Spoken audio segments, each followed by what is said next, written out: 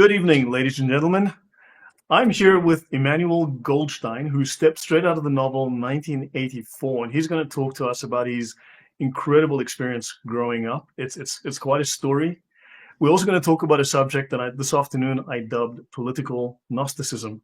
Now, this is a topic I've touched on in the past, and if you go to the channel Tick History, which I also highly recommend for his discussions on the history of Marxism, of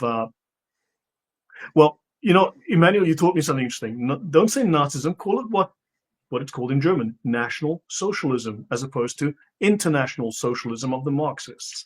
And so we're going to talk about political Gnosticism. So welcome, Emmanuel. Okay, so gonna show what I wanted to show. Okay. Can you bring up the image?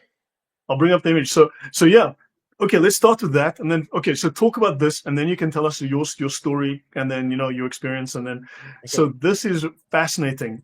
It's the day of work, Tag der Arbeit, Labor Day. Yeah, this is a badge. Yeah. I originally got one for my grandfather, but this is not it. The original one I had was in as good as condition as you can see on the photo. But I gave it to James Lindsay. You did? Oh my God, you met him. Good grief. But I still have this one, which is not in as nice condition, which is why you can see it on the photo. On the photo, you can see it pretty clearly. Want me to comment on that? So Labor Day, so that's the Labour Party, Labor Day, socialism, the National Socialist German Workers' Party. And what's that? Is that a hammer and a sickle held by the eagle?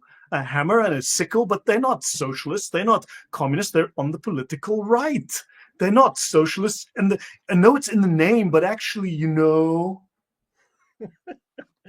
Yeah, it's because of the dialectic, their dialectical approach to everything.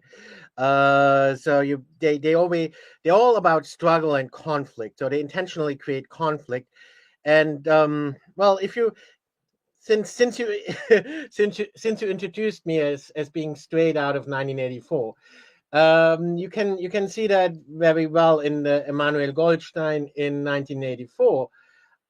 He is the opposition, but he's controlled by the party, and that's kind of the point. As Lenin said, the way they're dealing with the opposition is by becoming the opposition themselves. And that's why they want you to think that socialism and National Socialism aren't the same thing, or aren't even socialist. Go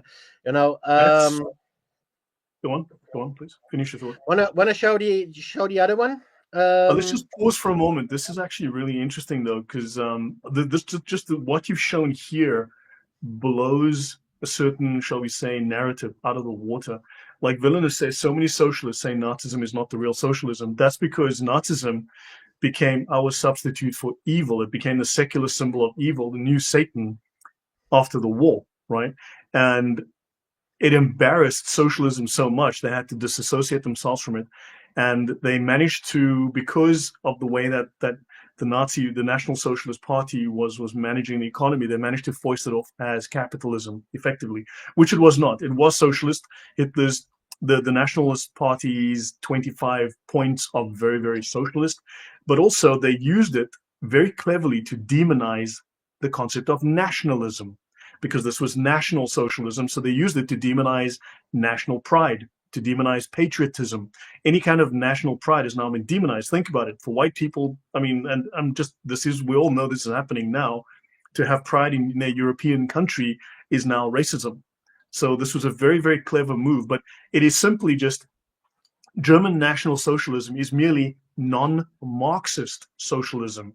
It's a different form of socialism, but it shares much more than they themselves actually sold it as that. That's why they always refer to themselves as a National Socialist, and why they refer to themselves as National Socialist German Workers' Party.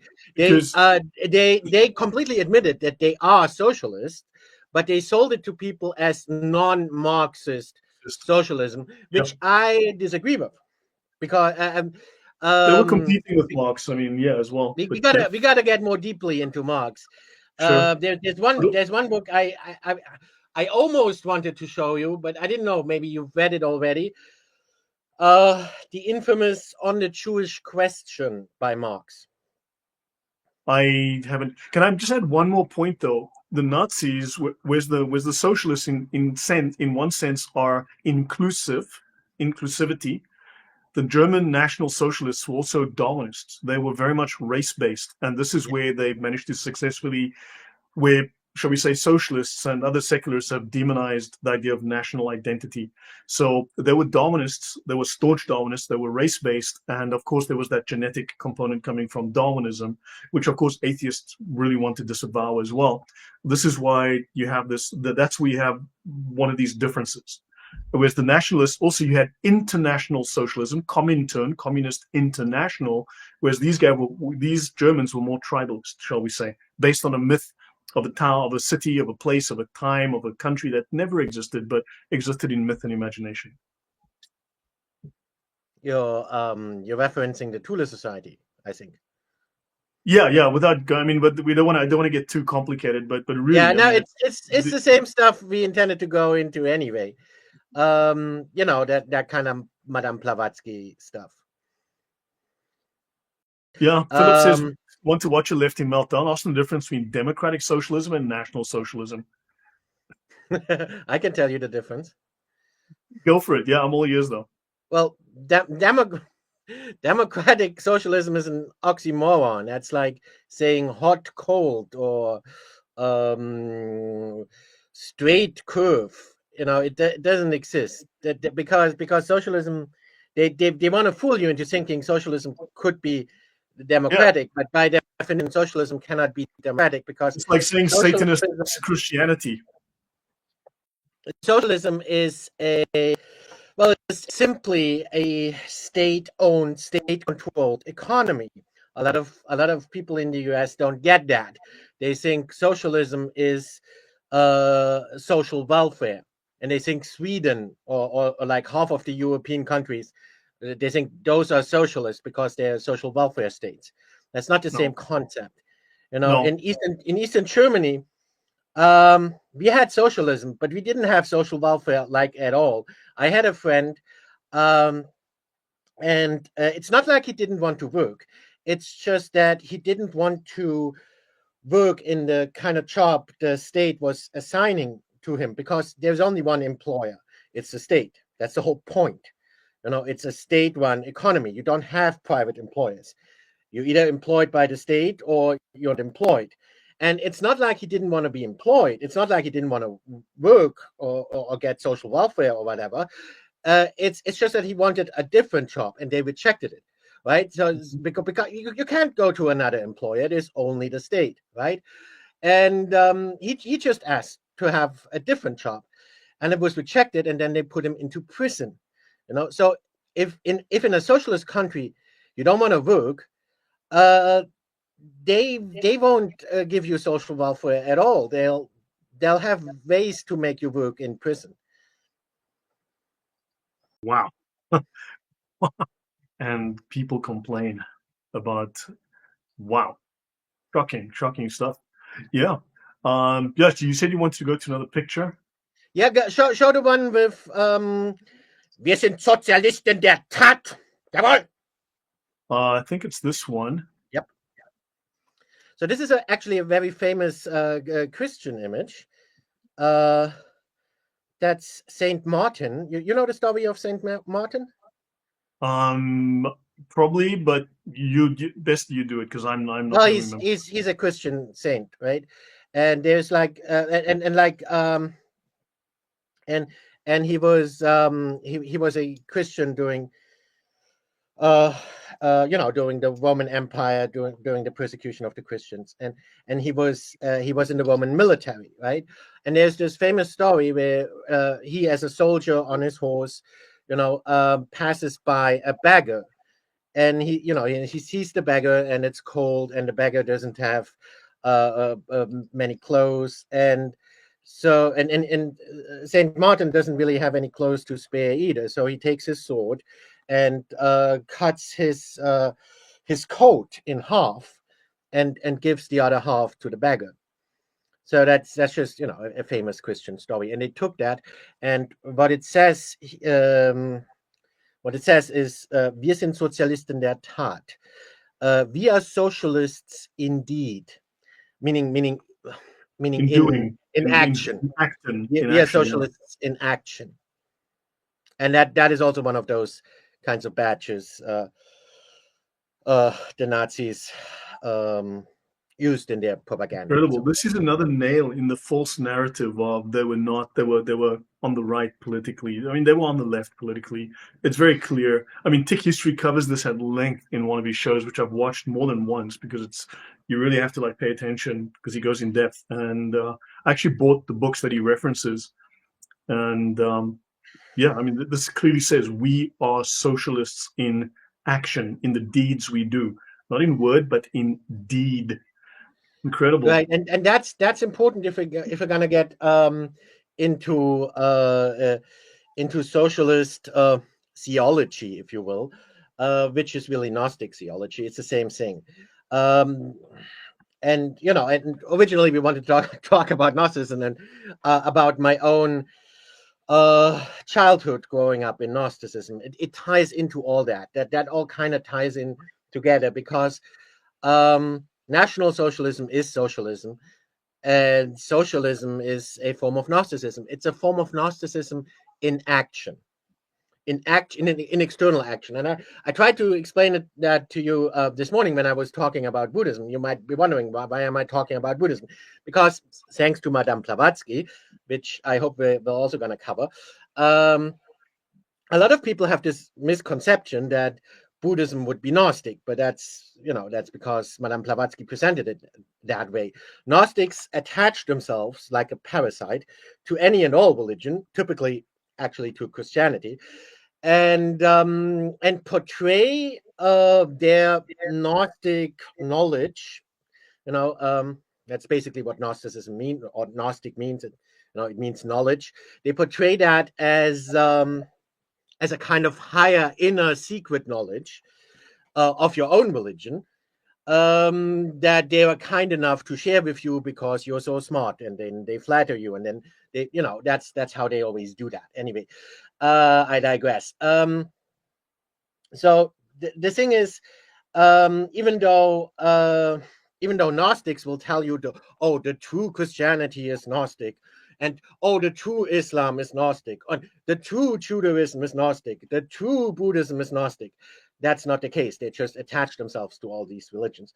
And with Buddhism, they kind of explicitly use Buddhism and really tell you that would be Gnostic, because there is there's some similar, broadly speaking, there's some similar goals. In Buddhism, you also kind of have the goal of transcending the human world. That's basically what all this is about. But the method is entirely different. In Buddhism, yes, you also, in Buddhism, because the Gnostics teach that, the material world would be evil and it would be an illusion, and we have to transcend that. To an extent, that's kind of similar to Buddhism, but the method they're trying to they're using to transcend all that is very different. In Buddhism, the emphasis is on letting go of your attachments to the secular world, right? But and this is why action is so important to Gnostics, because Gnostics use a different approach. They don't look inward and try to cultivate themselves and try to let go of their attachments to money or whatever. They turn entirely outward. And they want to change society itself. They don't want to let go of their attachment to money. They want to destroy the whole concept of money in society. They don't want to let go of their own attachment to wealth and status and and being famous and stuff like that. they don't want to let go of those attachments. They want to destroy all these concepts. That's the point of Right. socialism, We just right? pause a second. I've got Sunu Heza saying you can still be saved being a Satanist. Now, that's an ambiguous statement. Do you mean that if you repent and leave that behind and become a Christian, or are you saying that Satanists are good Christians too? That would be suspect, just slightly. Well, if you want to just clarify your point a little bit, Emmanuel, go on. So, something that I've mentioned on the channel in the past, I've said to people that, you wake up in the morning, you have your coffee, and you think about your day. And I said, the jihadist wakes up in the morning, has his coffee, and he thinks about your day too. And the communist wakes up in the morning, has their coffee, and also thinks about your day. And they don't like what they see, and they want to change it. Right, So, exactly, and that's what that means. That's why they emphasize action so much. Socialists, both mainstream socialists and national socialists, are all about action. There's even a national, like a neo-Nazi group that's literally called National Action. They always emphasize action, and Marx as well. action for Palestine, you know, those guys just what? They broke into Bryce Norton Air Base by a hole in the fence. It was run by Karen from HR, and they sprayed paint into the engines of air refueling tankers. So yeah, Palestine action. I mean, few people realize even Islam is a revolutionary ideology. Like Marxism, it believes in the revolution, in violent revolution.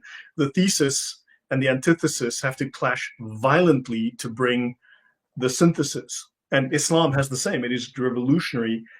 It has jihad. It has violent clash of yours versus theirs, and then they have the peace. It's the revolution. It's James Lindsay's correct in that assessment. Yeah, yeah. I have the same kind of discussions with both socialists and Muslims. You know, they say, Muslims famously say Islam is a religion of peace, and they mean it. But what they mean is that once they have conquered the entire world and there are no other religions left, then we can be at peace, right? And it's the same with communists. People ask, when can we have communism? When can we have this great utopia? Why has communism always failed? Why does it always turn into these horrible things? And they're like, well, of course it can't work yet. We haven't, there's still capitalist countries. It's because of you. It's because you are still capitalists. You don't believe what we believe. You oppose us. So it's because of you that we can't have peace. And so they guilt you into following but then they're all revolutionary. These are revolutionary ideologies, and they all want to achieve utopia, and they'll kill anyone to achieve it. And anyone in opposition, yes, because well, if you believe what Hegel taught, and Marx was, as I'm sure you know, very big on Hegel. um what really matters, and then that's very Gnostic, is the Geist. The Geist matters, yes. And Geist is a German term that, Spirit. you know right, but it can mean more than that. I don't But mean Holy Spirit. I mean your it means, yeah, no, no, no, not Holy Spirit. It means like specter or ghost, and also it means mind at the same time. mindset, Right. attitude, will. Yeah. So Hegel was an absolute idealist. Um, to him, only the Geist mattered, uh, only the mind. So that's And will, but that would be like Crowley, the will. right, That exactly. I mean that is the Satanist creed. What was Crowley's creed now again? Um, good grief. You know what? Well, what is Crowley's creed?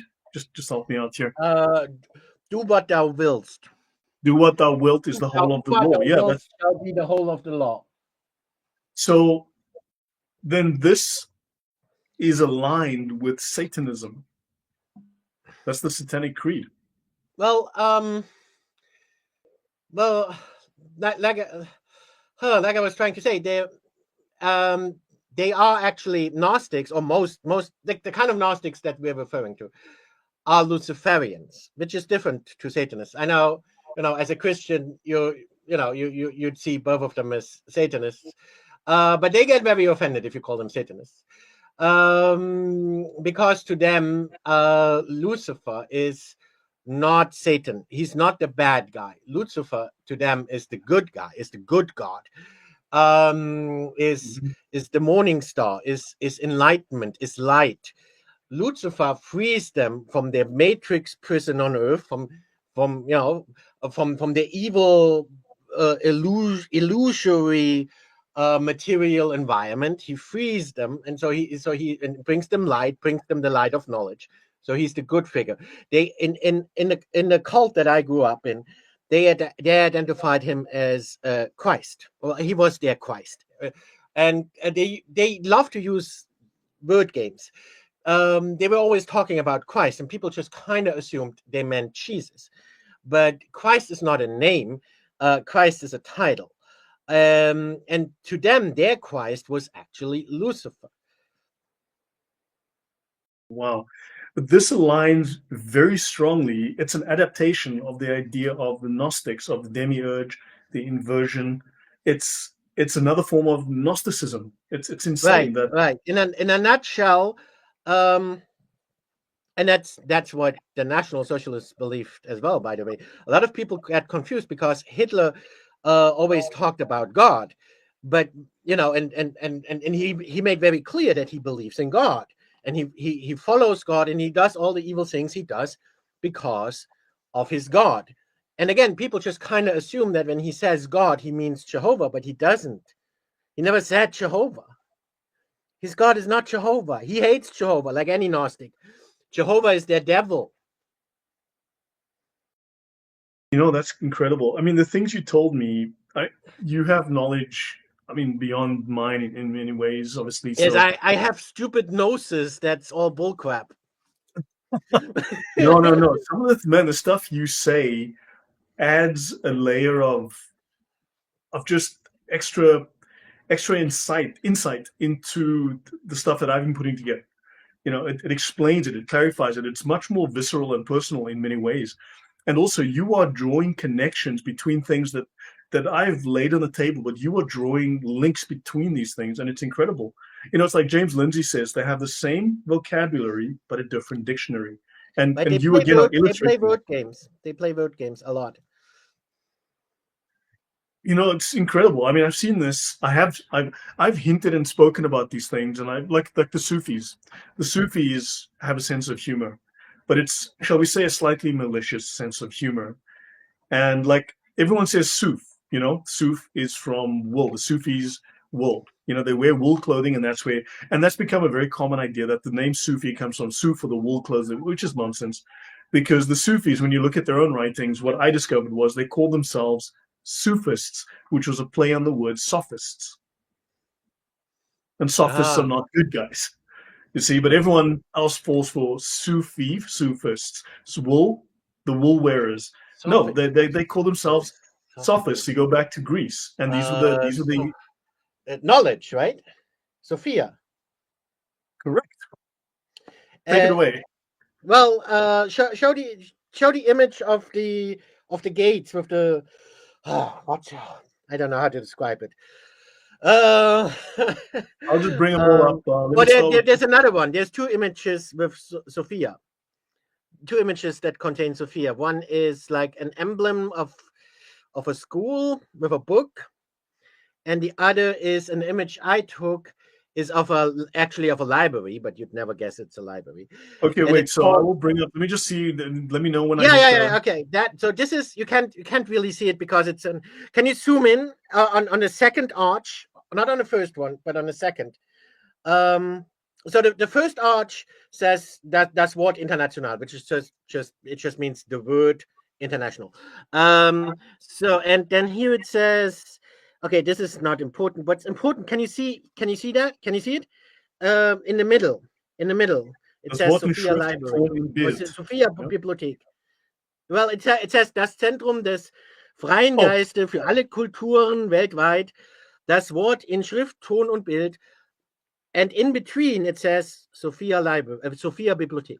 oh my God, I missed that. Sophia Bibliothek. Yes, the Library of That's Knowledge. actually the name of the place. The other stuff is just their propaganda, but that's the name of the place. That's their library where they call, where they have all their great wisdom and knowledge and Yeah, great Sophia stuff. Bibliothek. And it's called Sophia Library. But also, here's the word Geist that you just mentioned from Hegel. Exactly. For everybody, for alle Kulturen weltweit, for all cultures worldwide, the center for free spirit. But that also comes to like the free thinkers, like the atheists use the term free thinkers, which again, you come across that word and it never ends well. Yeah, well, they actually talk about spirits a lot. They're actually, in a way, they're actually kind of similar to Islam. They have a prophet, or in their case, a prophetess, a female prophet, um, and um, and and how, like, right, Muhammad is seen as a prophet, and then there's like the angel Gabriel that appears to him and tells him this book, this divine book, right? Same thing. They have the prophetess, and then there's like, well, they don't call it an angel, but they call it ein Geistwesen. So you have that word Spirit Geist being, again. the spirit being, yeah. Right. But what exactly, what's that supposed to be, right? I mean, that's an angel, right? I mean, it could also be a demon, but I'm sure if I were to call it a demon, they'd get offended. So, it's an angel, right? And they call it Emmanuel, right? And then here you have you have Emmanuel again. They're very big on Emmanuel, and that's why my mother called me that. Is as you know, it's the name of Jesus in the Right. Old Testament, and it means God is with us. So Yeah. they're very big on that. So anyway, this angel called Emmanuel appeared to the prophetess and taught her the divine book of knowledge. Yeah, and also some other stuff, and it's all contained in this great library. Oh my God. This is like Crowley with his Awas and Muhammad with the angel gibberish. Man, the parallels, the sheer copy paste. And I went there, and you're not allowed to take any books with you. You can look at the books, but you can't even look at them by yourself. They give you one of those annoying handlers that watches over your shoulder the entire time. It's really annoying. And also, Okay. no one would even find that place unless you're a member of the what shall we call it, cult. You're an initiate. Okay, yeah, okay, that's fine. Yeah, we didn't hear that. So tell me, before we go further, do you want to tell us a bit about your upbringing, how you came to all this knowledge? I mean, your story is fascinating. So your upbringing. I didn't want to have this knowledge and this Gnostic. I never believed in anything Gnostic, and I didn't want to. I didn't want to know any of that, and I don't believe in it. I never did. But I was born into it. I was born So into tell me that about it. group. How with your mom? I mean, the story you were More telling me. specifically, I was born into that group where I just showed you the image. So tell us more. I mean, just describe like what with your mom being a communist, Yeah. and just tell us that and how the two were connected and how that started to get you to Right. see because you were immersed in this. I mean, that's really fascinating. So my mother was a very devout communist, very devout Marxist. Her PhD was entirely on Marx, and then she after After her studies, she became a communist politician, and a member of the Communist Party of both East Germany and West Germany. We lived in West Germany, but she, because of her status, she was able to travel freely between East and West Germany. Hmm. And officially, she was a member of the Communist Party of West Germany. But in reality, it was entirely funded by East Germany. And so after East Germany collapsed, she lost all her funding, and she even basically lost her position. And when the Berlin Wall came down, everyone celebrated, and I still remember that a lot. And everyone was so happy, everyone celebrating, except my mother. My mother was depressed for many months. She was the only one, and out of that depression, she joined that group. I mean, she was into that group before. I mean, like I said, she even gave me that name because Emmanuel is basically their version of the angel Gabriel. Um, but she didn't live at that group. That group was like a um uh well, basically they're Gnostic Christians. So of course they don't say that they're Gnostics. They just pass themselves off as Christians, and they tell people that they're the true original Christians. But what they really mean by that is that they believe the Gnostics to be the true original Christians. And they had, at least at that, they don't anymore. But at that time, they had like what was basically a commune, and they had like properties and like farms where people would live, and everyone would be equal, and no one would have any money. And of course, some people would be more equal than others, and that kind of thing. And so after East Germany collapsed, my mother decided to move to that property. So we went into that commune and we started to work for that group. Right. And then you said that you started to see the connections between Marxism and that whole political system and the Gnostics. There was enough similarity for this to be comfortable for your mom to join because you started to see there were links between this. Right, right. Well, basically, this is a bit difficult to explain. Basically, both um, socialism as well as uh, the group I was in, as well as Gnosticism in general, it's basically a they have two tiers. They have like like when if you read 1984, there's like there's like outer party members and there's inner party members. So it's kind of that kind of concept. And in that group, we had that as well. There was like an outer layer, um, and there were like outer members who thought that we were Christians, and then there was like the inner members that knew that we were actually Gnostics and that were heavily and directly into that. But that's exactly what socialism And it's is the to same me. with socialism. The and because my mother, um, I mean, she was almost like a communist official, because she was a, relatively active politician. She was almost borderline at that inner party level, so to say. And Okay. at that level, well, they are absolute idealists, and I realize that's contradictory, yeah, but that's the point, and that's the point of the dialectic, and that's the point of Hegel, and that's the point of Marx. It's to embrace contradiction. They love contradiction. So the normal mainstream communist follower is an absolute materialist, but the communist leaders are absolute idealists.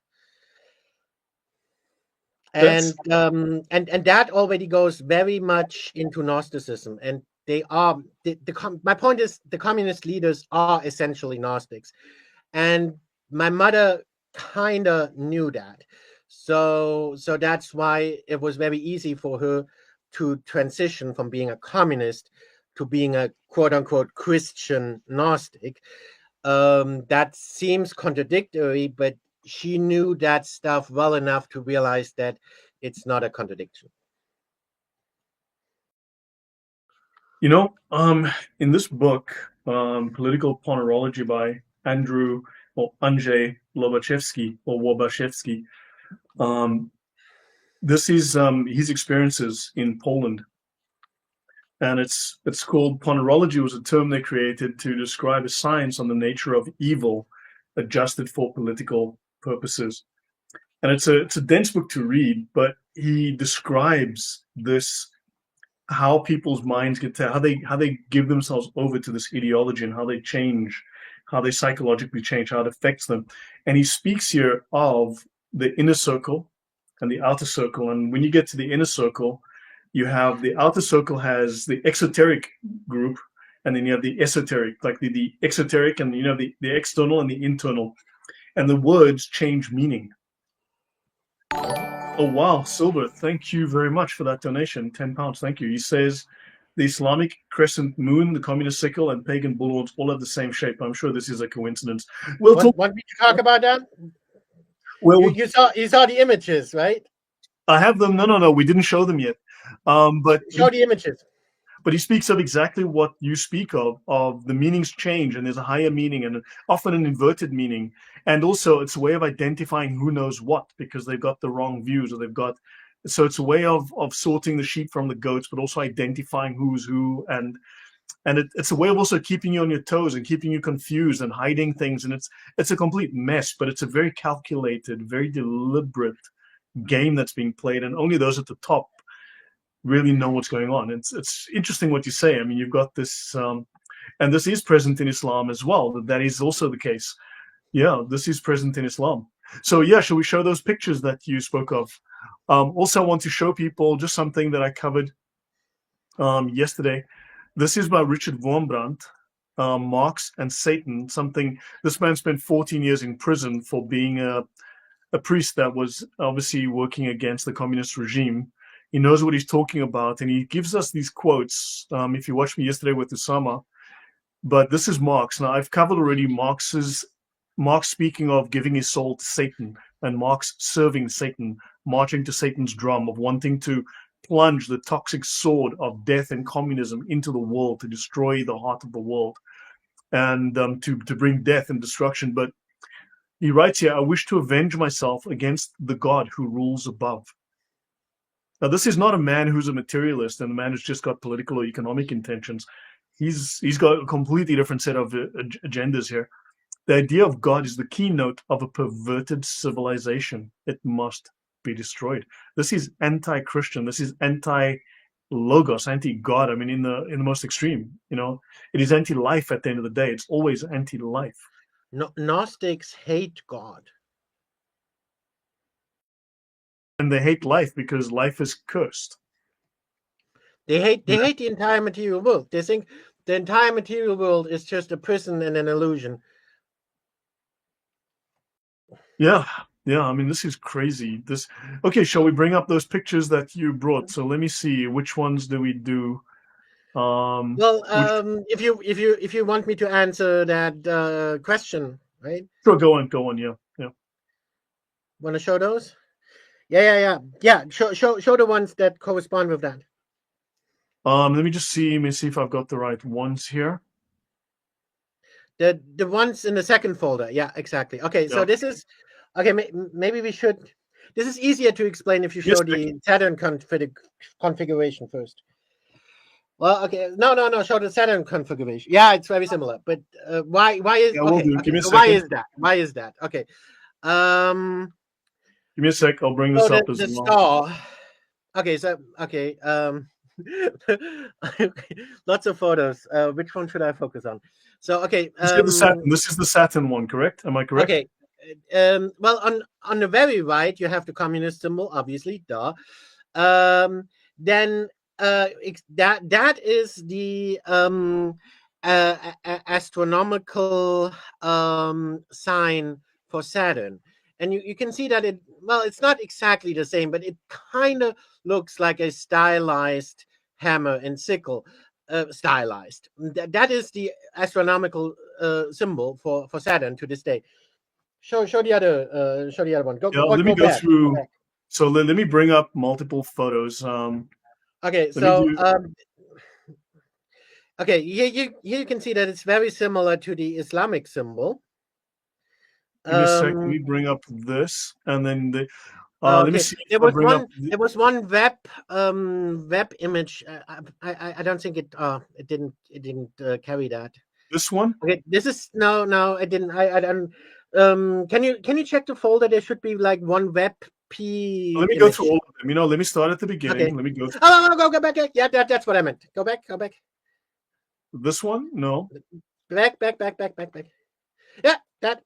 Go start back. here. Okay, so that's the Saturn configuration. It's the book is called The Saturn Myth by David David Talbot, Talbot, yeah. who is a comparative how do you call it? Comparative Pathologist. mythologist, exactly, and astronomer.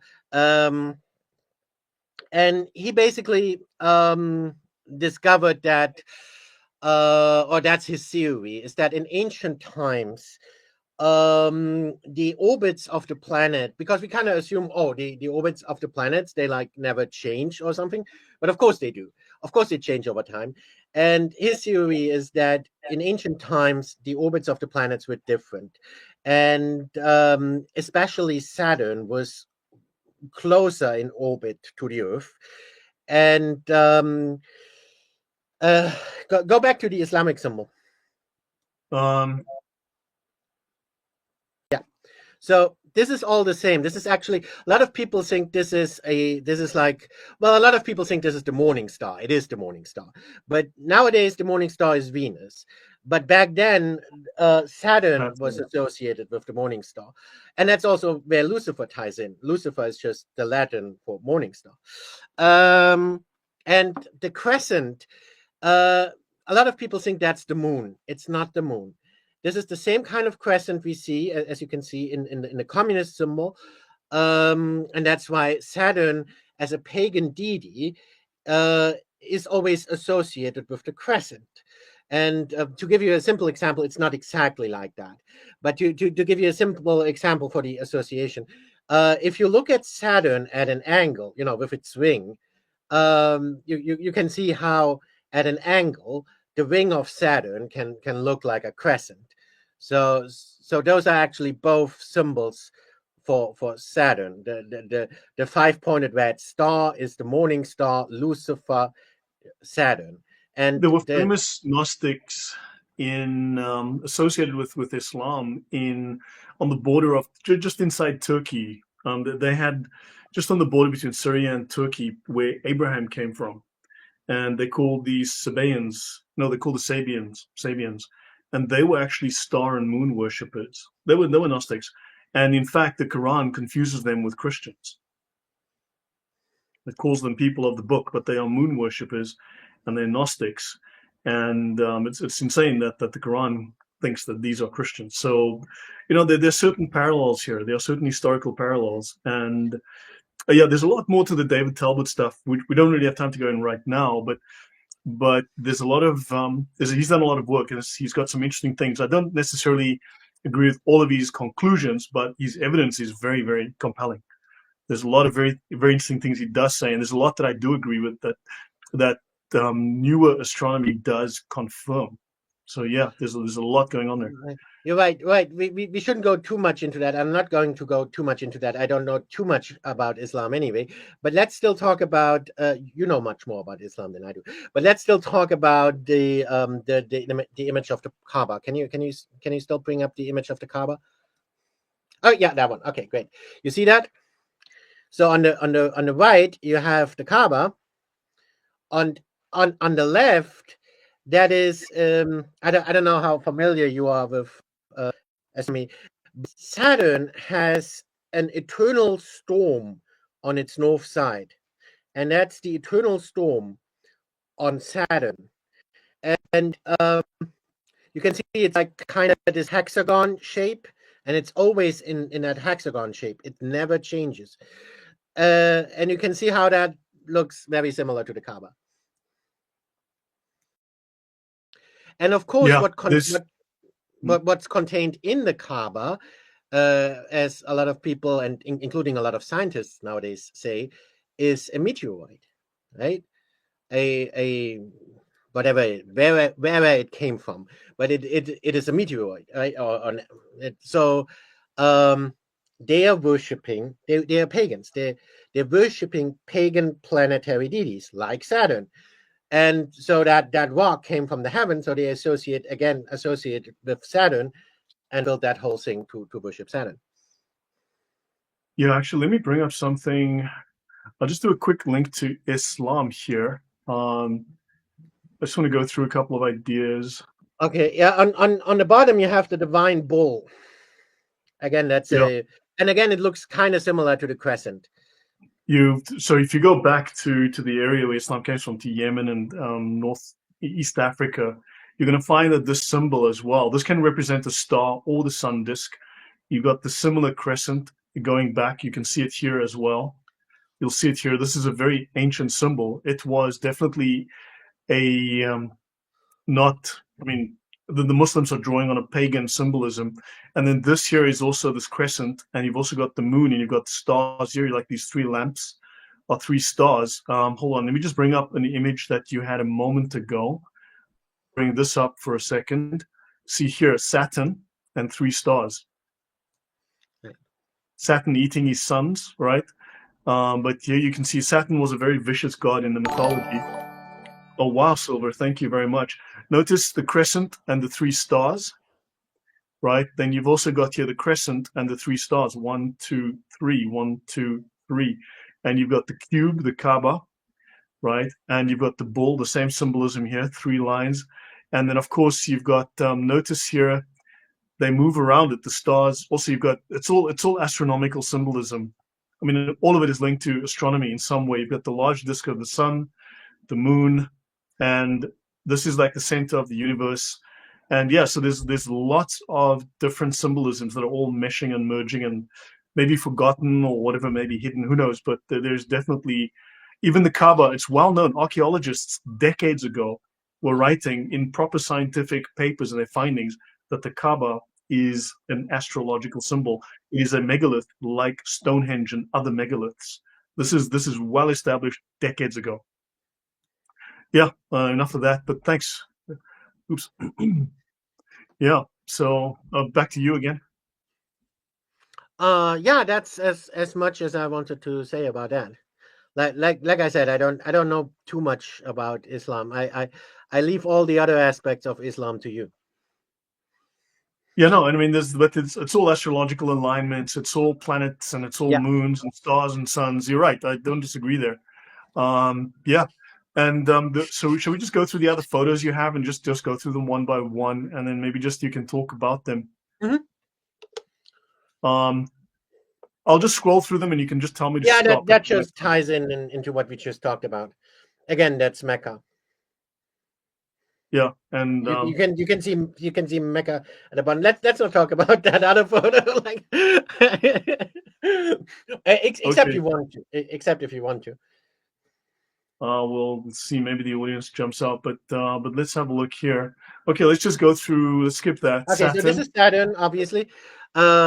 This is again, it's like similar to the concept of Saturn, the pagan deity, the personification of Saturn. Again, you can see like the morning star in the background, and of course the sickle. He was also known as Kronos, the god of time. Well, Kronos and Saturn is the same thing.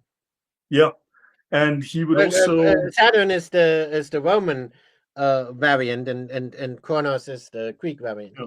And he would eat his children or something like that, which probably ties in symbolically to the idea of the thesis, antithesis, synthesis, right? Well, and he would destroy it the existing. ties in as well to all the kind of stuff the Bible talks about and condemns. Like the worship of Baal and Sacrifice of sacrificing children. onto him and stuff like that.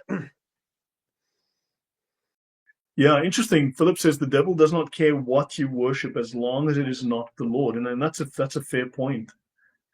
Um, let me just see if there's any other comments. So hold on. Okay, I've got the wrong folder. So let me go to the correct folder. Let me do that. Let me Well, first go to yeah, the. there's two folders. There's one like Let's do the first related to folder. Saturn, and there's one more related So to what I grew up in. Okay, yeah, so let's this just is take them one by one. This is Lucifer, the light bearer. Is the yeah, morning star. yeah. Maybe you can make it bigger, so that you can read what's on the bottom. Okay, scroll down to the bottom. Scroll down to the bottom. Yeah, just so people see it. Lucifer, This and you've is got this is um uh, ma- eh, yeah, here you can see. Okay, so Madame Blavatsky. So this is Madame Blavatsky's magazine. She published a magazine, and it was just directly called Lucifer. And but of course, here on the bottom, she explains the light bearer is the morning star or Lucifer. And Lucifer is no profane or satanic title. It is the Latin Luciferus, the light bringer, the morning star, equivalent to the Greek. The name of the pure, pale herald of daylight. Can anyone read Greek? We need to know what this says here. Well, it's. I'm assuming it's just Lucifer in Greek. Yeah, I would love to be. Yeah, who knows? I can't read Greek. So, but that's interesting. So Lucifer is no profane or satanic title. It's the Latin Luciferus, the light bringer, the morning star. But that's the biblical Satan. So that they are equating him as the good guy, the bringer of knowledge, and that Right. his knowledge is what has been hidden or suppressed, and they need to embrace that. So Right, like I said, it's a complete inversion of Christianity. They call themselves Christian Gnostics, but they're Christian in only insofar as that it's a complete inversion of Christianity. To them, Lucifer is the good guy, is their savior, and Jehovah is basically their devil. wow. Let me just And make a here you can couple. see Theosophical Monthly. So it was, it was literally Madame Blavatsky's monthly magazine. It's literally called Lucifer, and on the cover, as you could see, you have literally Lucifer bringing the light, bringing the morning star. Wow. Um, as for the question, Ave Maria, I have no idea. Do you know anything about this question? Mm, what does she mean? Astrological Book of Revelations woman? have the astrological. That's about astrology. It's astrology, Well, stars, and there is yeah, I remember there's a woman crying out in birth pains. is the It, constellation of Virgo. I honestly, I don't know. I cannot I don't answer know that. either. I don't know either. This is Uh, I'm not an astrologer or astronomer or anything like that. yeah, well, I know nothing there either, so I can't answer. I'm sorry about that. Um, Spirit Fury says, "Thank you. Glad to know." Let's see another question. Does the representation of the three stars have anything to do with the 3-point symbol of the Freemason? 3 point. I'm not a Freemason. I Again, don't I know about don't know. Freemason. Yeah, you know, Villainous says that the Muslims are always saying that the crescent and the star has nothing to do with Islam, but then why is it on top of every mosque? And then they also know it's a symbol from the Ottomans. The Ottomans were the Muslim empire for centuries. The Ottomans were the massive Muslim empire. They ran Islam. They were Islamic. They are Islam. What I mean, it's like me trying to pretend the cross has nothing to do with Christianity. It's a remnant of the pagan elements in Islam. Yeah, clearly, and I just showed those pictures. Those are pagan elements from also the astrological religions. It's a holdover, but it still has meaning. There's a shall we say a social memory that's embedded, a historical memory that's embedded. Oh So yeah, yeah, I mean, I that's don't why know. they're all using that. Because well, because historically, it had a big impact, of course, on ancient people. Yeah.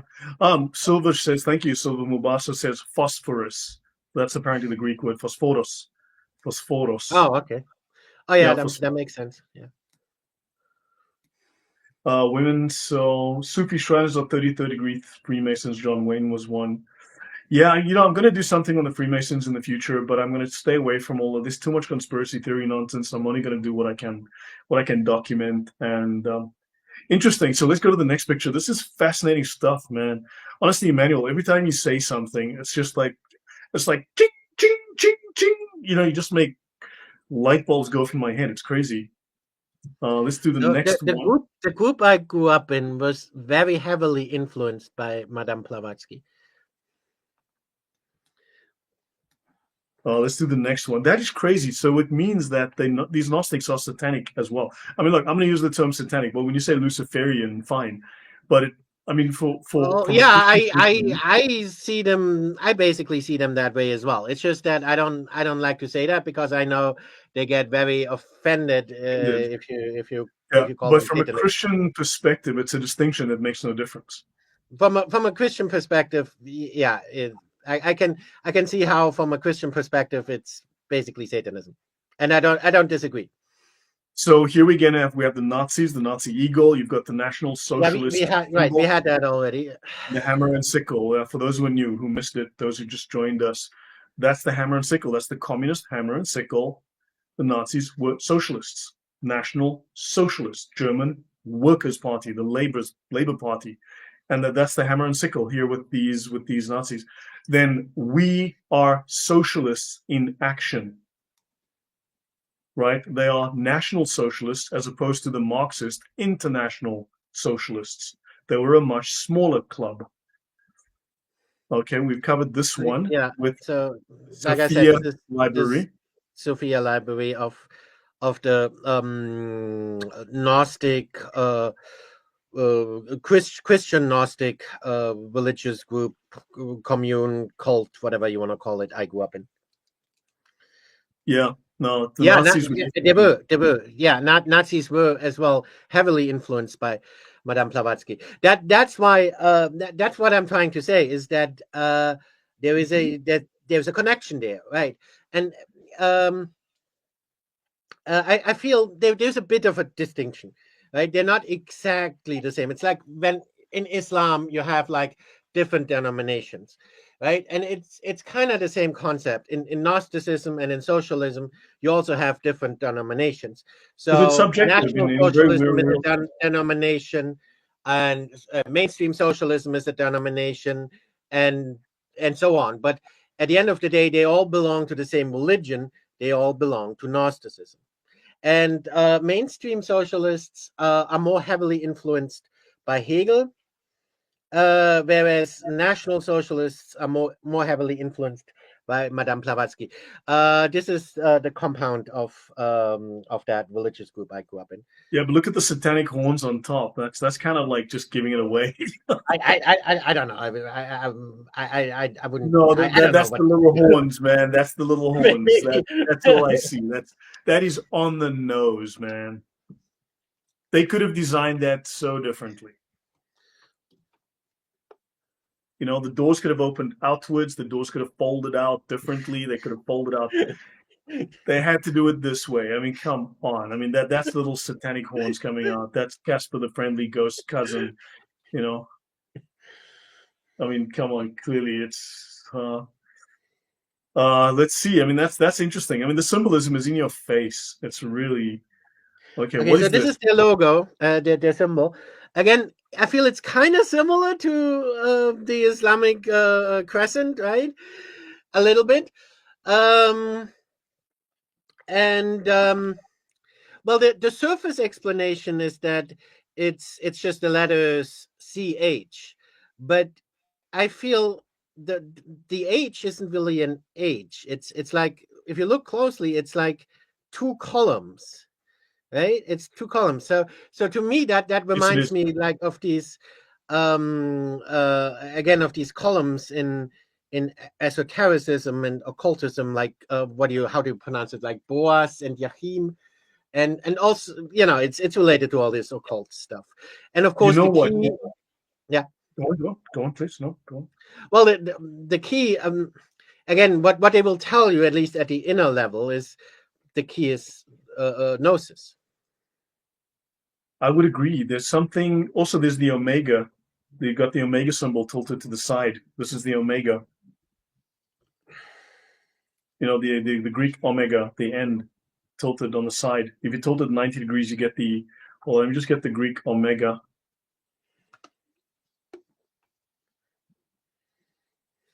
Let me just bring that up here.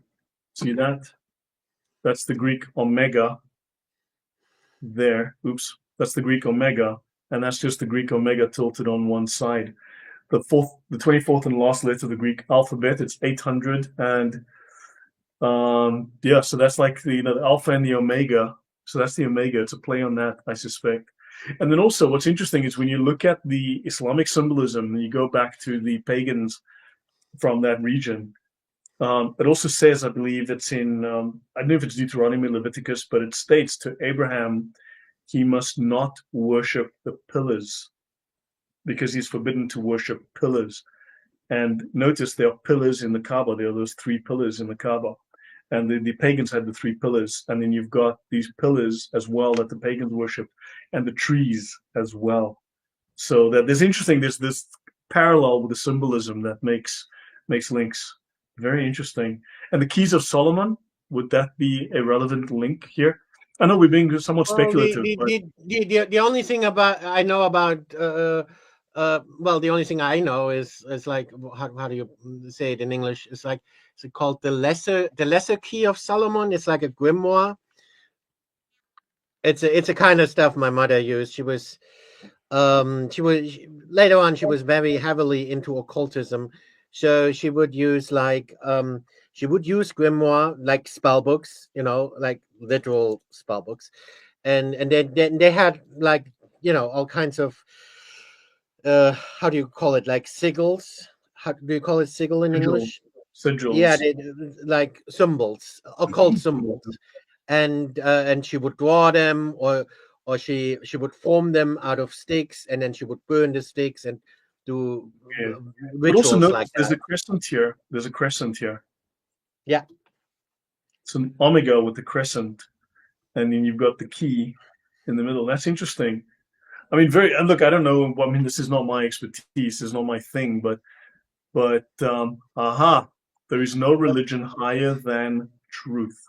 That's a very, very Gnostic position, of course. And of course, that's the symbol of the Theosophical Society, which Madame Blavatsky founded. So yeah, it has all these religious symbols, but then, of course, there is no religion higher than truth. At the peak here, you've got this Nazi symbol at the Ouroboros. Comes back to I mean, this is the reverse Nazi symbol. I guess this is the Hindu symbol. But this is also, people say this is a Hindu symbol. No, it's in fact probably older than the Hindus. It's a Norse symbol. It's a European symbol. It's all over Europe. You can even find it in North America, but you'll find it in Europe. It's been around for thousands of years. This symbol goes back. So this is part of the mythicism of the National Socialist Germans. And right, that's why they chose that. And of course, that's not by a long shot. They took a lot of things from Theosophy.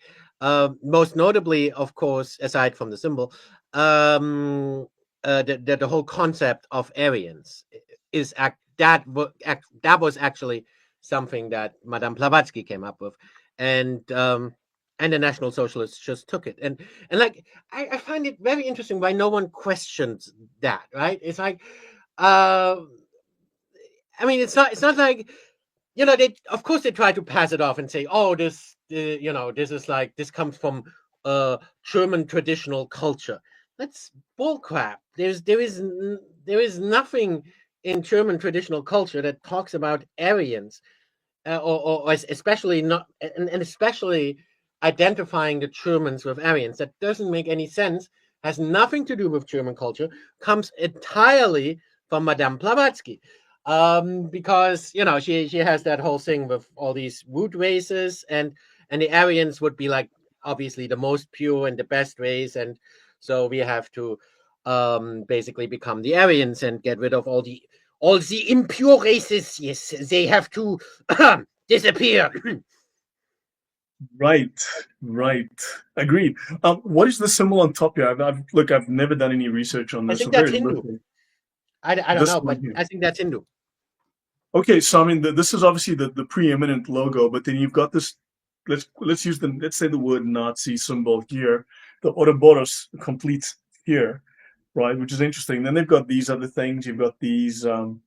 Yeah, I mean, whose version of the truth? But then also was I don't know. This may have to do with the Ring of Solomon, as Ave Maria says.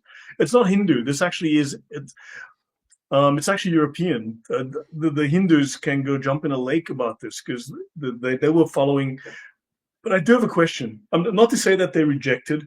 They were obviously examining all of these philosophies and all of these mythologies.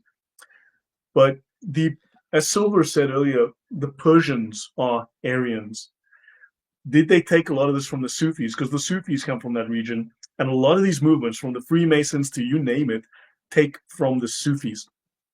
For them, the Sufis are the source. So, did they take from the Sufis? I mean, I would venture yes if I had to guess. Maybe. I don't know. I don't know where Madame Blavatsky got it from. I know Madame Blavatsky is the one who really popularized that whole concept in Germany, and it wasn't popular in Germany before Madame Blavatsky, and yeah, maybe she got it from the Sufis. It's possible. Okay, thanks. I So, don't so know. someone said it's the You Om would know that. symbol. If anyone knows that, it's you. Well, the Sufis are, I mean, they're more of a, so we say, a Shia initiative, which had got absorbed into the Sunnis. I mean, they're now very present in the Sufis. In fact, if you go to Al Azhar University in Cairo, which is the oldest, most preeminent theological university in Islam, they have five schools of jurisprudence, four Sunni, and the Jafari school of Shia Islam, which is seen as valid, which is interesting. And where they connect, according to Islamic doctrine, is that the Shias and the Sunnis connect at the level of Sufism. And not only that, but the Al Azhar University, the rector is a Sufi. The previous rector was also a Sufi. And they teach the seven schools of Sufism as well, not just the five schools of jurisprudence. And the Sufis have to have both sets of knowledge. And someone said, yeah, this is the Om symbol. That's the Hindu Om symbol. And notice what's on top. There is the crescent and star, or crescent and sun, moon and star. Very interesting. Now, so we come back to these old pagan ideas. Silver Mombasa, thank you very, very much. He's just donated $20. I'll wait for the question to come through. It hasn't. Um, Yeah, I know this. I've covered this, SDR. I've covered Adam Glauer, the Baron von Sabottendorf. I've covered him at length on this channel. I will do it again. I have to finish my talk. But I have, He's in fact, the Nazi uh, Party comes out of the Tool Society. The Nazi Party was based on, literally came out of the Tool yeah. Society, which is an occult Gnostic organization, a Muslim occult Gnostic Sufi organization, and then boom, next year Yeah. they become the Nazi Party out of a Muslim movement, out of a Muslim. Adam Glauer was if I remember correctly, and I think you talked about that, right? He was very big into Sufism, right? Yeah, he was a Sufi. No, he was legitimately a Sufi. Thank you very much, Sylvie. Says, Lloyd, may no weapon formed against you be allowed to prosper in the mighty name of Jesus Christ. Thank you very much. Thank you for that. Really appreciate it. So, I mean, you've got, okay, Ave Maria says, I think the Om symbol they use it to show the meditative state you have to be in to astral project. Well, one of the main aims, if you're a Sufi, I'm kind of relating it to Islam and those things. Emmanuel, I'll let you continue in a moment, but I'm trying to relate it also to Islamic because these ideas cross boundaries, they cross geographies. And the Sufis want to disconnect from matter because they believe the matter is cursed. In fact, Islamic doctrine, the Sharia teaches that matter is cursed, that the world is cursed, and that you have to disassociate from matter, enter into a pre-rational or post-rational state. So you must not live within the realm of the mind because you're trapped in matter. So you have to be free of reason, free of logic, free of rationality. And then once you become just detached from reason and from matter, you can then using these states, pass through the 99 layers, and then you can enter into the throne room of Allah, and you can then merge with Allah. You can have communion directly with Allah. So Gnosticism believes matter is evil. Islam teaches that the world of matter is evil. So yeah. So back to you, Emmanuel. So shall we go to the next picture? Yeah, I missed what you said. I took the opportunity to go to the toilet, but I'm assuming what you just did was summarize the Gnostic ideology of the world being evil. From a Sufi perspective, yeah. And how I just tell people to watch the Matrix movie, and then they know what Gnostics believe. Crazy, yeah. But also the Sufis believe also, they teach you that you have to disassociate yourself from logic, because logic is based in your mind, and you have to be free from your mind. Therefore, you must be disassociated and remove yourself from logic and reason, which makes me think, why did Martin Luther write an entire treatise raging against logic? Because you had to Because deny he's logic. illogical? I don't know. No, because logic is the work of Satan. Of Is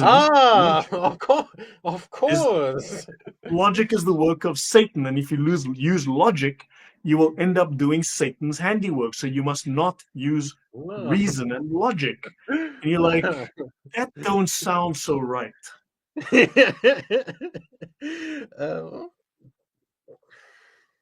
You know, so yeah, I just think like, so where did he get these ideas? You know, they don't come from anything that I know as Christianity. You know what I'm saying?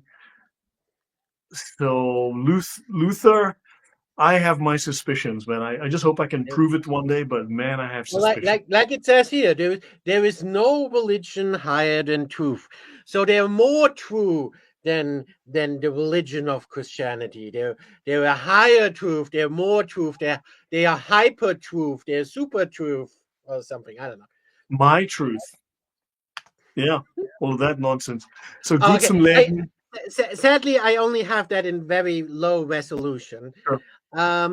But as was explained to me when I was in that group, basically, and I think everyone can kind of see that, that's the tree of knowledge right there.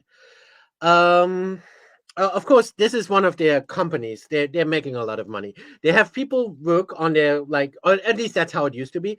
They have like people work on their communal farms for free, basically, because they tell people, oh, money is evil and you shouldn't care about money. So just work for us for free so that we can make a lot of money, right? And that's like one of their companies, and where they basically exploit the people working on the communal farms and then sell the produce. And of course, what Oh, sorry. so on the top is the name of the company, Gut zum Leben, which is again, it has multiple meanings. You can interpret it as saying good for living, but you can also interpret it as saying good can also be a property. So it is it's like or a commune or a farm or whatever. So because it was it was the farm that we lived on and basically never left. So so it was our entire life, kind of. And then on the bottom it says Die Güter Neu Jerusalem. Now that I have to explain. So it means the goods of New Jerusalem. And basically they were trying to well, similar to the communists, they were trying to build like well, it's also contradictory. On the one hand, they tell you, "Oh, matter is evil; we have to transcend it." Blah blah blah. But on the other hand, they also kind of tell you, "Well, we have to create this paradise on earth," and that's kind of what they sell you as communism. They say, "Oh, communism is great because it's this man-made paradise on earth. We don't need God. We can create our own paradise right here on earth." And that was their attempt to do that. They called it New Jerusalem. They were trying to literally build a physical paradise on earth. Interesting. You just made me think of something, and it's now popped out of my head as you were saying it. But it led me to think of Marx. But if you look at the practical outcome, they've always ever ended up murdering millions to create this paradise, because they also need to cleanse the earth of what is impure. And those who have the wrong thoughts, who harbor the wrong thoughts. You look at the political landscape today, and you've got, from a third world perspective, I grew up in the third world, so I have a third world mind. I understand third world thinking, and it's very, very different to European, American, first world, white college educated thinking. And it's not, people don't want to think ill of others. They want to see them in a positive light. But when I listen to these third world, these immigrants and things speaking, and also even these communists who think very much in a third world fashion, who are not, I mean, they use first world terms, and but you see this resentment politics, this politics of resentment and jealousy. You see a very third world, very uneducated, very crude philosophy behind it, underpinning it. And where am I trying to go with this? There's yeah, I'm not explaining this very well. So let me gather my thoughts, and I'll come back to that. But there's something very unhealthy, unwholesome about this, and they always end up killing things. But you also realize it's not. There's always a latent threat behind it. I guess I'll try and explain it later. The thought is still forming in my head, but there's always this latent threat within these philosophies. They always talk about nice things. They paint a lovely picture, but the truth is it's fuzzy. They don't know how to get there. Marx said, look, socialism is the tool to get us to the Garden of Eden, which is communism, the paradise. But it's basically, he used the South Park method, which is step one, underpants. Step two, step I three, success. I only paid attention to one South Park episode, and well, two South Park episodes. They have one episode about Scientology, and that's actually the episode of that's the episode with David Blaine. On the surface, they have an episode about David Blaine, but in reality, it's an episode about Scientology. And then they have another episode, which everyone thinks is the Scientology episode, but that episode is on the surface about Scientology, but in reality is about Gnosticism, where they expose the inner teachings of Scientology. Wow. Remember that, right? With Lord Sinu, the demiurge, right? I don't think I've seen that. Come on, I don't think I've seen that. But that is Scientology's version of Gnosticism. That's their inner teaching, right? Their inner mhm. teaching is Gnostic, and they of course sell it in all that science fiction crap, right? With Lord Sinu, but in reality, it's just Gnosticism. Lord Sinu is the Lord. It's their version of the demiurge, right? And whatever they talk about, bodies, Setons, that's the archons, and it's Gnosticism. And of course the earth is a prison. It's a Lord Sinu keeps us trapped on the earth prison. Gnosticism. Right. It's just You know, Gnosticism with science fiction bullshit. you should actually analyze it one day. Just give it. We can just talk. We can pick a couple of movies, a couple of TV shows, and we take two or three, and you just analyze them. You just go through them, deconstruct the symbolism and the ideas.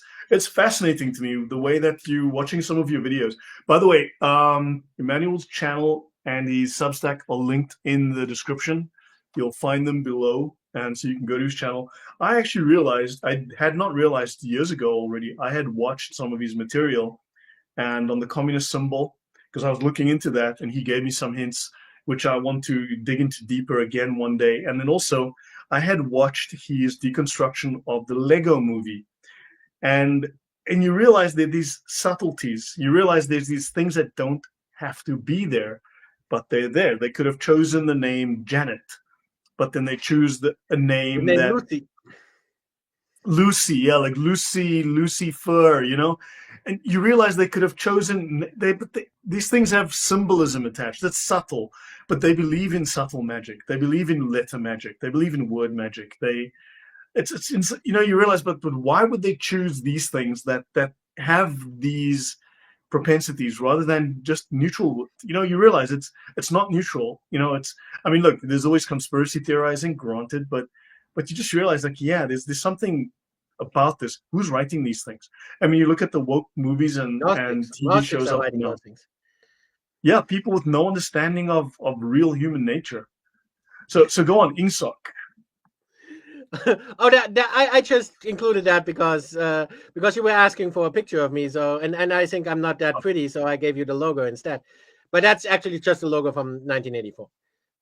All right. Tell me, is there some symbolism to the black versus white? Is there some kind of, and also you Well, got this red actually, the symbol. whole symbol that's from 1984, the movie. So when they made that movie, they took actual Soviet Union satellite states like East Germany as an inspiration. So the handshake, that's actually, or the whole basically the whole symbol is actually the official symbol of the Socialist Unity Party. So harmonization of The party, contradiction. the Socialist Unity, the whole thing is inspired by the symbol for the Socialist Unity Party, which was the ruling party in East Germany. They But is have that a also, symbol which is basically identical. but also the harmonization of contradiction, which is itself an oxymoron and, you know, completely contradictory? Do you think there's something there, black and white? There's no harmonization. It's just forcing them together. Thesis, Well, antithesis. we don't. Yeah, it's kind of weird because we don't even have black people in East Germany, Yeah, or I at just least thought, at that time there were like literally no black people in East Germany. or maybe you've got black versus white because you've got the red inside of the black. Black is bad, and then you've got the communism infiltrating through the black. I don't know. Yeah, who knows? I mean, yeah, I Oh, know you could. maybe since I don't know the first thing about Masons, but maybe it's a Masonic handshake. That is also a possibility. It's definitely Come not to AI think of it, it generated. kind of looks like a Masonic handshake. I have no idea. I have no idea. So, okay, that's die Sophia Schulen, the Sophia Schools. Lern mit mir für das universale Leben. Learn with me for the universal life, or for universal living. Wait, that was Universal Life, Universelles Leben was actually the name of the group of the local group that I grew up in, that I've been talking about. And again, I just I found that logo interesting because again it mentions Sophia. So just just that you see that I'm not making that up, and that that they really are Gnostic, and they have such elements even in their symbolism. And of course, you have the open book.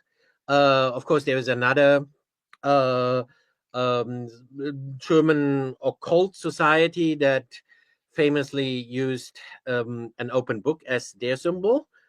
Not gonna tell you which one because do you know which one? It's classified information, and no, I don't know. No, it's yeah, because it's the Illuminati. Uh, so, Okay. but actually, they're not. Well, in German they call it well, Illuminaten and Perfektilibisten, which is a word they just made up, but it kind of sounds like The illuminated that ones, they're the ones perfect. who Yeah, are. they're enlightened and illuminated and perfect, and yeah, and their symbol is actually is actually the all of Minerva on an open book. Well, you know what? It's interesting. The illuminated ones, obviously, that takes you back to Lucifer, the light bringer, illuminated with knowledge, illuminated by the light. But when you look at, like, the Sufis call themselves the illuminated ones. In fact, they call themselves the perfect Illuminati. Right? The Yeah. Sufis are the Well, that perfect. is what the Illuminati call. Well, Illuminati means like enlightened, right? Or yeah, and then in German they called themselves perfectly Libisten, the perfect. the perfect people, the perfect enlightened people. So, and that in Islam, that parallels exactly. They have the insan al kamil, the insane as a camel. That's Muhammad, the perfect man, the perfected man. In fact, more correctly, the perfected man. And if you follow in his footsteps, you too can become perfect like him, which goes back to your original talk of if you follow these processes, you too can become God. You will become like the Messiah. You too will be Christ. It's just a title. You too can be God, which atheists teach, which, yep, these Remember the ideas. symbol, right? I'll Okay, go well, back. Let me bring yeah, it up. well, if it's easy for you to go back, um, but yeah, okay, so yeah, that one is much better preserved than mine. um, so so in addition to hammer and sickle and the eagle with the sun wheel, uh, in the middle we have the perfect man. That was even a statue that the National Socialists used and built. It was like uh, the and that image is from that statue. It's the same image. It's like their image of the perfect man, of the or the perfect Aryan. Aryan in their concept Right. Technically, is the also the perfect man. perfected man, the The man who's perfect, become perfect. right. Because exactly in their view, evolution doesn't work by itself. They have to help it a little through genocide and stuff. Yeah, so you've got the perfected man. They go through rituals or process to achieve perfection, right? And they've got so that's part of the idea. But also, when you look at from a Muslim perspective, again, just to give parallels to Sufism in Islam, when you look at the light, right? When they say they are the illuminated ones, the light that illuminates them is the light of the moon. Oddly, it's always the light of the moon. So the moon again. Now you go back to paganism. Now you go back to Not the morning star. it could be, it could well be, but the stars are a little far away. So, but because they No, no, speak no. of the moonlight, The morning star is not a star. In any case, the morning Satan. star That's is a yeah, but planet. yeah, true. But I mean, you've got these cross symbolism. It's like it goes from this to this to this. It connects from here to there to there. It's not always direct. It's not always, shall we say, on the nose. It's but the light of the moon is again this pagan symbol for not Christ, basically. Shall let's put it that way. Well, no, So it is their Christ. It is their Christ. It's just not Jesus. yeah, Saturn. It comes back to Venus or Saturn, and that would again, Right. Saturn is also then become Satan. I mean, it's the way the symbolism works. It doesn't always make sense. It's not like logical the way we understand it. Hold on, let's see what does Mick say. There was a mistranslation in the Bible that said Moses had horns coming from his head instead of shafts of light. Okay, there were weird mistranslations of Bibles in the past. That is true. Um, that also is true. Um, yeah, so yeah, the powers are strongest when the moon is out. Yeah, I mean, yeah, you look, ask any insane asylum, things go weird when the moon is out in full. Okay, this one. Oh, that's just all the photos of places are actually photos I took myself. But it says urchristliche That's their Gemeinde. compound or their church, if you will. But they hate the word church. They say Jesus didn't create a church, so churches are evil, and we are the true Christians, and that's what it says on the sign as well.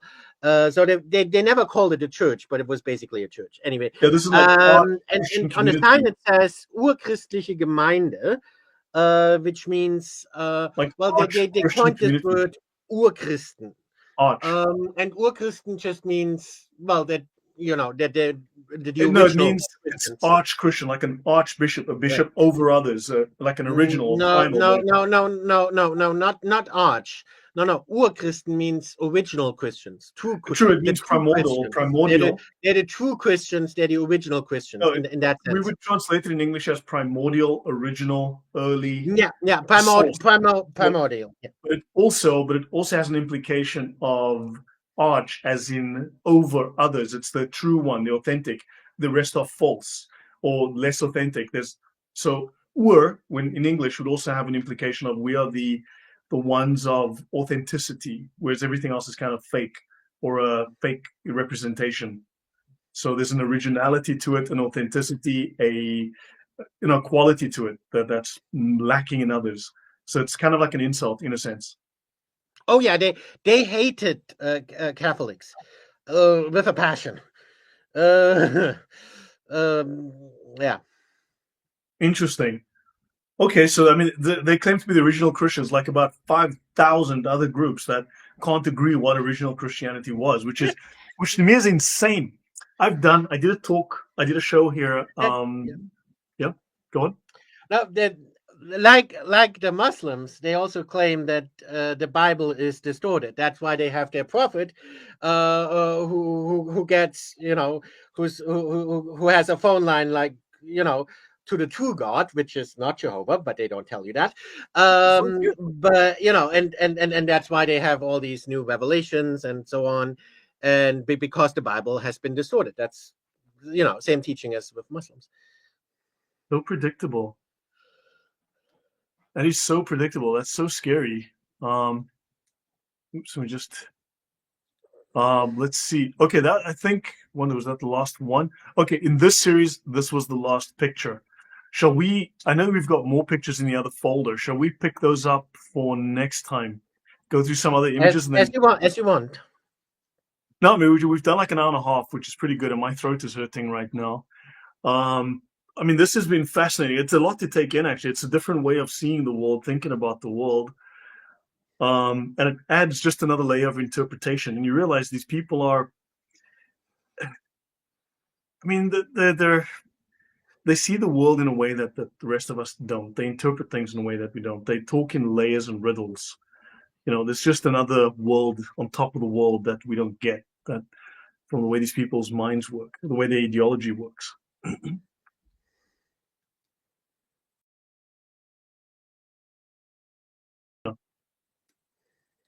So any thoughts from you? Any further things? I mean, anything you would like to discuss in future? What do you think would be relevant? Like we mentioned, deconstructing a show or a movie and talking about how Gnostics see those things. Your thoughts?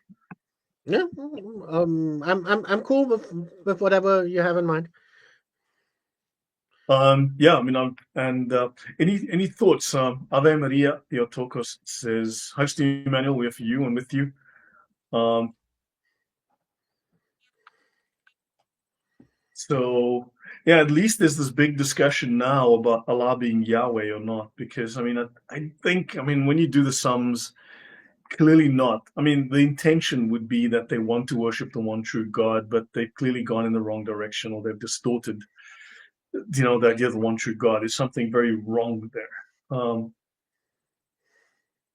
So yeah, any final thoughts from you, Emmanuel? Any thoughts from you that you think would be interesting, worth sharing? No, I can talk a little bit more about my experience, but we can do that Please, yeah, in go ahead. I mean, another just give us a few episode or minutes something. talking about that. I mean, that would be interesting. Just give us a few minutes of insight there. That would be helpful. Well, what aspect? Or maybe the people have some questions. Maybe maybe there's certain Do you know anything aspects about the they want to Fabians and know the more Gnostics? about. What Do you know anything aspects about do you the want to know more Fabians? about? Can you see the question on the bottom there? Yeah. Oh, the Fabians. You mean like the Fabian Fabian Society. socialists? Yeah, yeah. You mean like the ones that literally have a wolf in sheep's clothing as their logo? That those Fabians? Talk about it. I mean, hey, you know more about it than I do. Oh, yeah, love these guys. No, yeah. I mean, what what else do you want me to say? I mean, I feel I don't need to expose the Fabians because, yeah, exactly. Someone who has literally a wolf in sheep's clothing as their logo.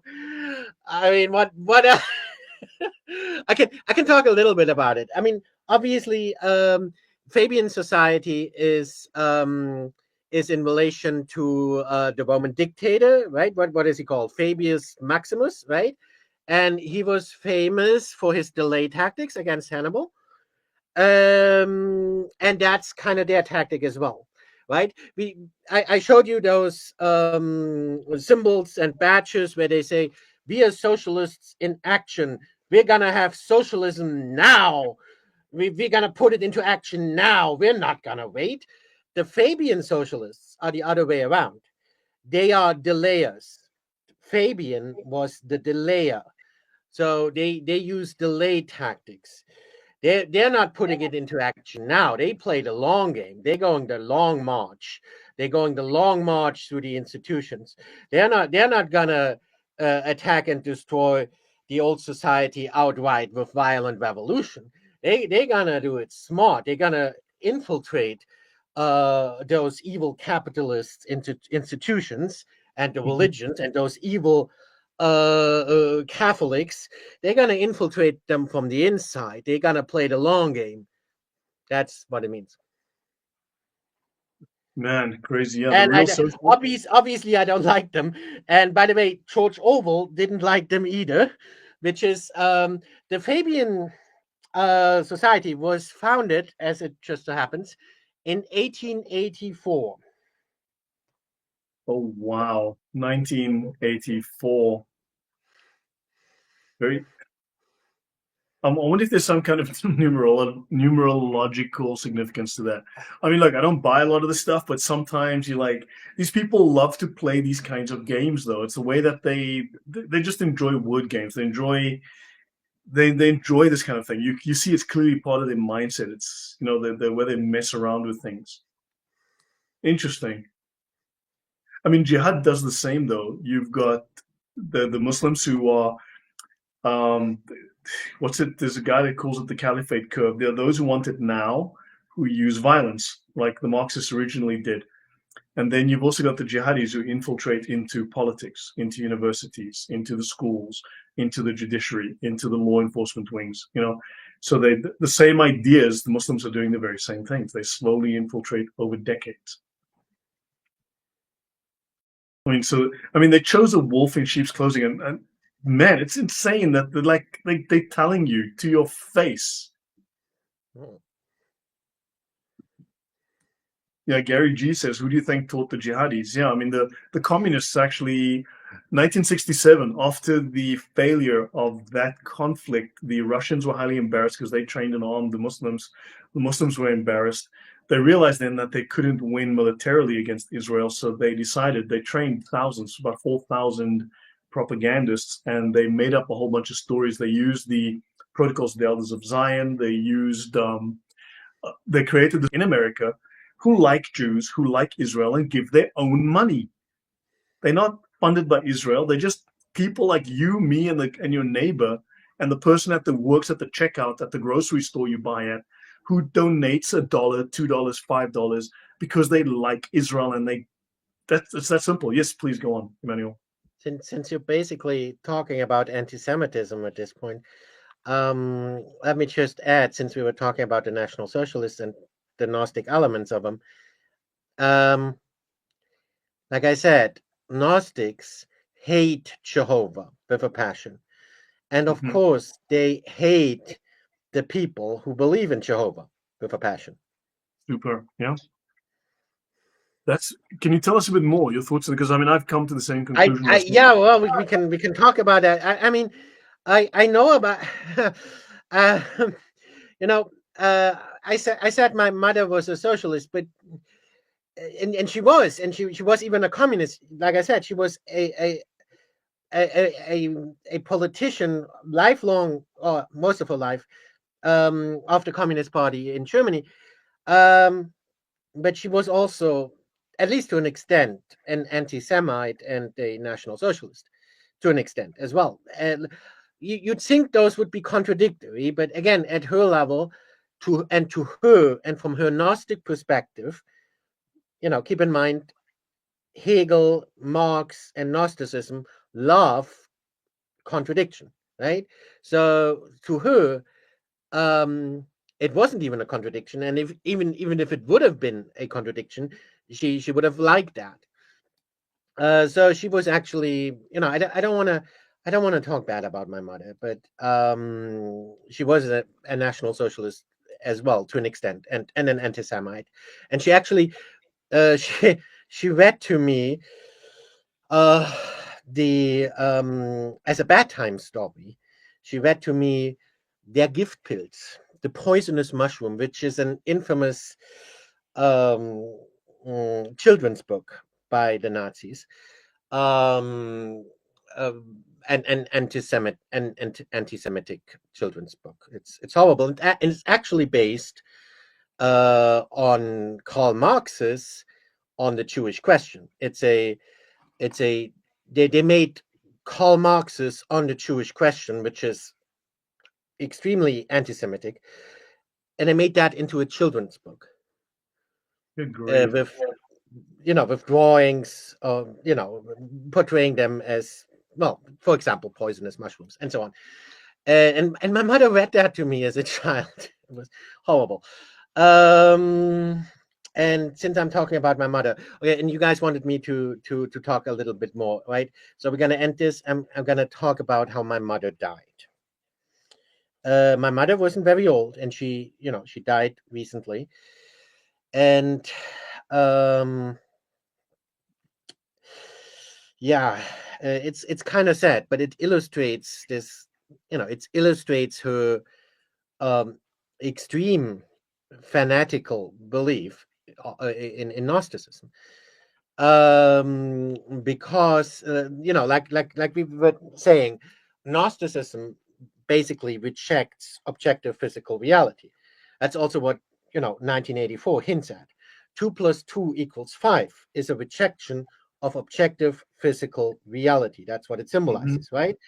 And George Orwell talks about this some more in 1984. But anyway, like I said, at the mainstream follower level, communists are absolute materialists.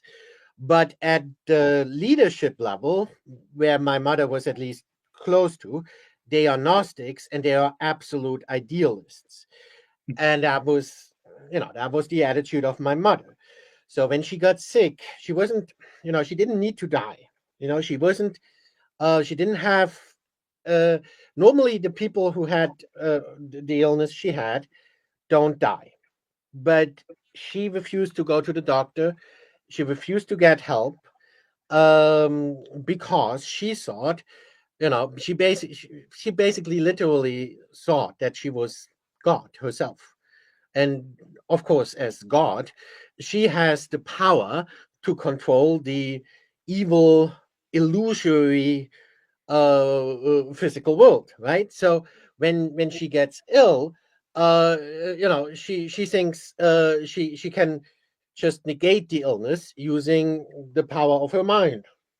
And the more she got sick, the more she refused to go to the doctor, and the more she insisted that she could just negate the illness with the power of her mind. She really believed that, and she died because of that. I'm really sorry. That is very sad. I'm really sorry to hear that. That's a tough childhood you've had, and considering the other things you've told, man, yeah. I mean, were you close to your mom? Honestly, no, because there's a whole portion that I didn't talk about, um, because as I said, I never believed in any of that stuff. I was never given a choice. I was never asked, "Hey, do you want to believe in any of that?" You know, or do you want to leave? I was never given a choice. I was just kind of forced into it. Mhm. And so what happened is that I always tried to run away. I usually failed until I was 15, when I finally succeeded in running away. And so I didn't have, after that, I didn't have as much contact to my mother anymore. And like I said, it was very difficult. I would have wanted more contact, but it was very difficult to deal with her. I mean, how do you deal with someone who literally thinks that they're God. And every time you disagree with them, and every time you try to tell them, hey, maybe you should go to the doctor, they, they, yeah, she gotten very hostile when I mean I tried to help her, but every time I tried to help her, she gotten very hostile, and and she literally thought she already knows everything, and and on top of that, if you disagree with her, and especially if you tell her go to the doctor, she then blames you because that's how their philosophy works, right? It's not so it's the power of the mind, right? Like in 1984, like it's explained in 1984. There was a scene in 1984 where after being tortured, Winston Ask him how many fingers he sees. right. But yeah, but more than that, he realizes that if like he and O'Brien like sit in a room, everyone is sitting on a chair, and um O'Brien thinks he can fly, like has superpowers like in the Matrix, you know and Winston as the onlooker thinks he sees O'Brien flying. Then it happens. Of course, that's not the case. But for someone who's Gnostic, someone who denies objective physical reality, the only the mind matters. So if you think you can fly, and if the onlooker thinks you can fly, you can fly. And that's literally the example that's used in And you were 1984. introducing negativity by bringing the Right, bad force. exactly. So my mother realized, hey, how come I can't magically cure myself? Oh, it must be because my son doesn't believe in it. Wow. Sorry, man. So, You so know, as you can see, it was very difficult, especially trying to help her at the end was very difficult because not only did she not accept any help and any encouragement to go to the doctor, but on top of that, she would blame you for trying to help her. crazy stuff. That's a minefield to navigate. I'm really sorry to hear that, and it's unfortunate, but wow, it's wow. But man, you've shared some very interesting ideas. You've really changed, I think, I would suspect, and for the audience, a lot of people's thinking. You've opened up a few doors and windows that they probably would not have known about. Myself too. I'll end off with saying that I learned years ago about the Gnosticism before I even really knew what Gnosticism was. But I knew before I'd studied Gnosticism, but I knew that there was Gnosticism in Star Wars, oddly enough, because I realized the things that Yoda says to Luke. He goes, "Not bodies of crude matter are we. We are beings of light." And he's not referring to Christianity. He's not referring to because in Christianity, you are made of soul and body, whereas this was Notice how in Gnostic. all these movies, isn't it curious? In all these movies, the bad guy is always called Lord so and so, Lord Vader, Lord. What is it in the Lego movie? It's also You're Lord right. whatever. You're right. It's always And Lord then so and so. the good guy, as you were telling me earlier this afternoon, is always a regular guy that has nothing special. You need to talk Neo, about that the Lego right? movie. You know what? You need to It's talk about next time the Lego movie. It's a now regular that guy yeah, because regular people, by being smart and working hard, can become God. I was like, yeah, that's what that group taught, and that's why my mother called me Emmanuel. It's because they believe everyone has the potential to become his own Christ, his own savior crazy through stuff, through dude. I mean, gnosis, through gnosis. but when you put it like that, it's actually really, despite all of this complicated tomfoolery and magic and blah blah, it's actually really simple. And two, it looks kind of childish. It's like a lot of pretense hiding something that's really childish. Wow, wow. Seriously, man, this has been fascinating. And so yeah, let's end it here. I need to take a break for about 10 days. I won't be available till the week after next at earliest, and I'll still have family, so I have to work around that. But man, this has been really, really interesting. And thank you for coming on and sharing Thank this. I mean, you. this is, yeah, no, thank you. Yeah, I'm looking at you on the screen over there, but my camera is here. So, and I've got another screen over there, and they're kind of far away from me. They're more than an arm's length away. So yeah, it's not like I don't do that. Okay.